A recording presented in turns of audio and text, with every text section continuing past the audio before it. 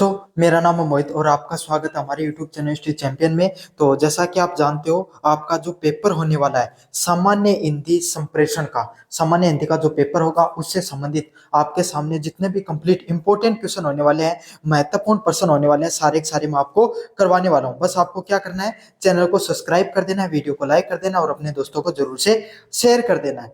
ये इसकी जो सॉल्यूशन वाली PDF है वो हमारे टेलीग्राम चैनल पे मिल जाएगी। टेलीग्राम चैनल का लिंक डिस्क्रिप्शन में दे रहा हूँ। जैसे उसको ज्वाइन करोगे, आपके सामने हमारे नीचे की तरफ आपके सामने BA second semester general Hindi के नाम से आपके सामने PDF देखने को मिल जाएगी। सारी की सारी PDF आपको इसी टेलीग्राम पे मिल जाती है। तो यहाँ टेलीग्राम चैनल को जरूर से ज्वाइन कर लेना।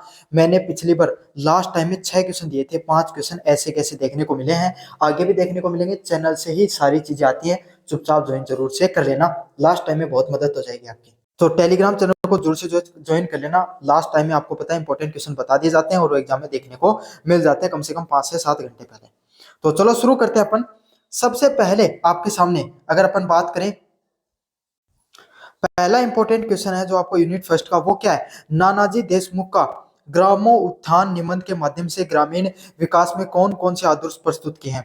तो नानाजी देशमुख है, उनके द्वारा ग्रामोत्थान निबंध के माध्यम से उन्होंने ग्रामीण विकास में कौन कौन से आदर्शों के बारे में विस्तृत रूप से बताया है, उनके बारे में अपन विस्तृत अध्ययन करने वाले हैं। काफी ज्यादा महत्वपूर्ण प्रश्न आपके सामने यूनिट फर्स्ट का, अच्छे से कर जाना। अगले वाला है, हरिशंकर परसाई के ठिठुरता हुआ गणतंत्र जो व्यंग्य में गणतंत्र दिवस के उत्सव के माध्यम से कौन सी सामाजिक विसंगतियों उजागर हुई हैं। तो हरिशंकर परसाई के द्वारा ठिठुरता हुआ गणतंत्र जो व्यंग्य किया गया है, उसमें गणतंत्र दिवस के जो उत्सव है उसके माध्यम से समाज में कौन कौन सी आपके सामने जो विसंगतियां देखने को मिलती है समाज में, उसके बारे में विस्तार से चर्चा की है। काफी ज्यादा महत्वपूर्ण प्रश्न है ये वाला भी। अगला है, महादेवी वर्मा के लखमा रेखा चित्र के पात्र की विशेषताएं और लेखिका की संवेदनशीलताओं का चित्रण कीजिए। महादेवी वर्मा ने जो लखमा रेखा चित्र है उसके पात्र की क्या विशेषताएं होती हैं और लेखिका की क्या संवेदनशीलता है, उसके बारे में विस्तृत रूप से आपको बातें करना है, उसके बारे में आपको बताना है। काफी ज्यादा महत्वपूर्ण प्रश्न ये वाला भी। अगले वाले यूनिट नंबर 2 की बात करें, निम्नलिखित अंग्रेजी जो परिभाषिक शब्दों का समानार्थी अर्थ बताइए। पहला है, एडमिनिस्ट्रेशन शब्द का आपका समानार्थी अर्थ बताना है, कॉन्स्टिट्यूशन शब्द का बताना है और एनवायरमेंट जो शब्द है उसका आपके सामने जो समानार्थी शब्द है उसके बारे में बताना है। अगले वाले प्रश्नों की बात करें, शब्द युग्मों के अर्थ और भेद को स्पष्ट कीजिए। तो पहला है अविनीत और अविनीत का, अगला है ग्रहण व ग्रहण, जो आपके सामने जो इंपॉर्टेंट है, इन दोनों के जो समान अर्थ भेद के बारे में बताना है और शब्द युग्मों के जो अर्थ भेद को स्पष्ट करना है कि दोनों में क्या अंतर है।